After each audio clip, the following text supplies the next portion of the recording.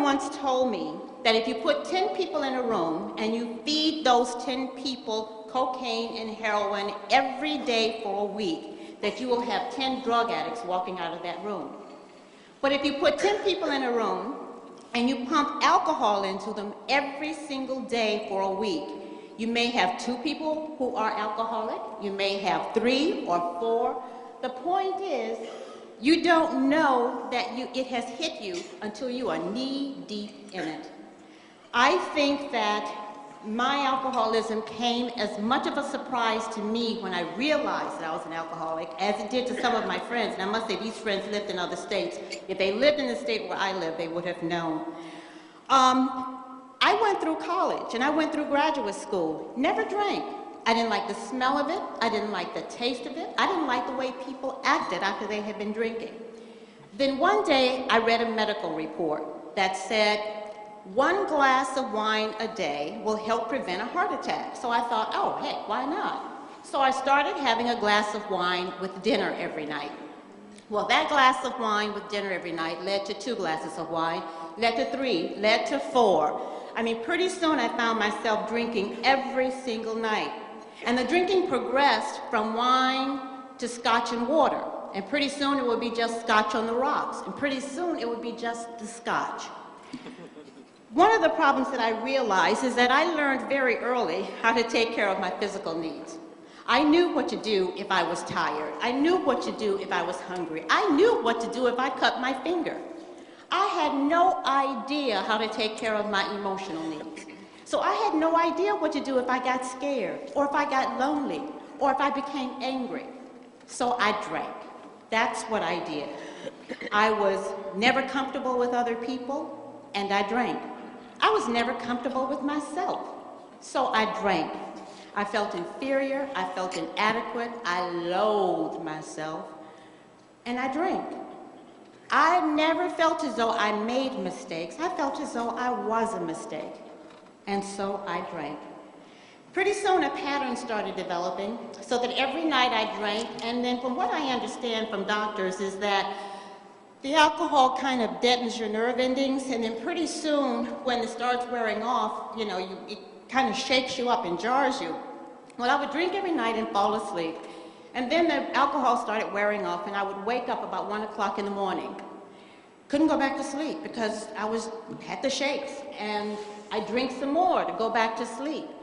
Wake up again about 4 o'clock in the morning. Couldn't go back to sleep, so I'd drink again. Pretty soon I'd wake up about 7 o'clock in the morning, get ready, and go to work. And nobody at work suspected a thing, or at least I thought they didn't suspect a thing. If they did suspect anything, nobody ever said anything to me about it. So I thought this was fine. This is how I live. This is how I make it. And so thus I continued. Pretty soon it got to the point that when I got ready to go to work, I had the shakes so badly I had to have a drink in order to make it to work. Again, nobody said anything. I taught school in the mornings, and then in the afternoons I anchored the news. But I had to go home at noontime to take another drink in order to make it through the afternoon. And I would go to the television station in the afternoon, and I'd sit at my desk, and I'd put my head on my desk, and I'd go to sleep. Every day. And nobody said anything. So again, I thought this was fine. And that's how it continued. Maybe if somebody had said something to me during those days, my recovery would have come sooner. I don't know. Everybody has their own bottom, and I suppose that my bottom was not as deep as some. I was never arrested for drinking. I never lost a job because of my drinking. I never lost a house because of my drinking. As we say in recovery programs, I just got sick and tired of being sick and tired. I was hurting so much, and pretty soon I got to the point where the alcohol just wasn't working anymore. A turning point came for me when I flew to Montgomery. I was living in Massachusetts at the time. A turning point came for me when I flew to Montgomery because an uncle died, and I came home for his funeral. And I remember seeing him lying in that casket and wanting so much to just crawl in that casket with him. Not that I wanted to die, although I had many of those times when I did. But I just wanted peace.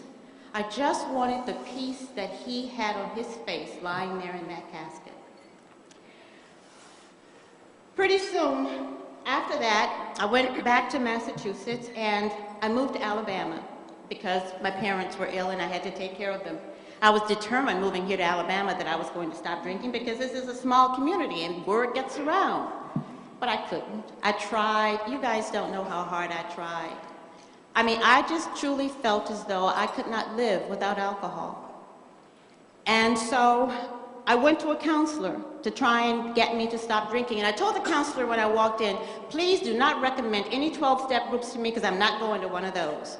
Those are for people who live under bridges, and I'm not one of those, so I am not going to one of those 12-step groups, so don't even mention it. And she didn't. I went to her for a long time, and then one time I remember saying to her that I wanted so much and so desperately to stop drinking, but I needed something to hold on to. And that's when she hit me with it. She says, that's what 12-step groups are for. They give you something to hold on to. And so as a result, I decided that I would think about it. The third turning point came for me one morning when I woke up and I saw beer bottles underneath the hedges of my house. I was furious. I went to my teenage son and scolded him for drinking and wondered why those beer bottles were there in the first place. And I remembered, now you have to remember, I was in the later stages of drinking where I would hide the bottles. The bottles were hidden in the closets and they were hidden under beds so that nobody would know, not even he would know, that I had a drinking problem. And so when I scolded my son for those bottles under the hedges, I remember his face as he looked at me and said, Mom, I'm not the alcoholic, you are. And it just knocked me over. And the strange thing how miracles work is that at that particular moment, I learned that there was a 12-step meeting right down the street from my house, and it was a half hour from that moment. And I went, and I haven't had a drink since that day.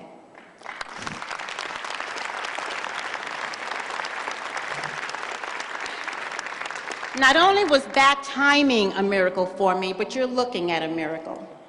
Because truly, I never ever thought that I would ever even live to this day. I truly never thought that my life would be as wholesome and as full as it is right now.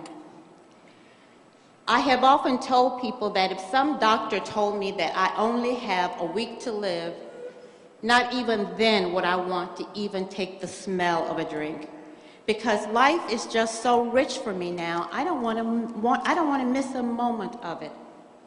When Alice called me and asked me if I would come and talk to you, I told her, I said, you know, I really don't have anything to say. Because to me, recovering alcoholics who have really hit bottom, who have been arrested, who've lost jobs and homes and opportunities, those are the ones who have really heart-wrenching stories to tell. And I said, I don't. And Alice convinced me that I had a lot to say. But I do want to tell you one thing. As a result of now going public with my alcoholism, if there is one person, just one person in this room who better understands alcoholism as a result of my being here, if there is one person out there who looks at me and says, wow, if she can do it, I can too.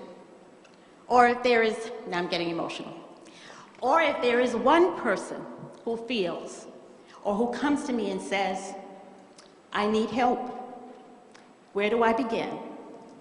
Then this has all been worth it. Thank you.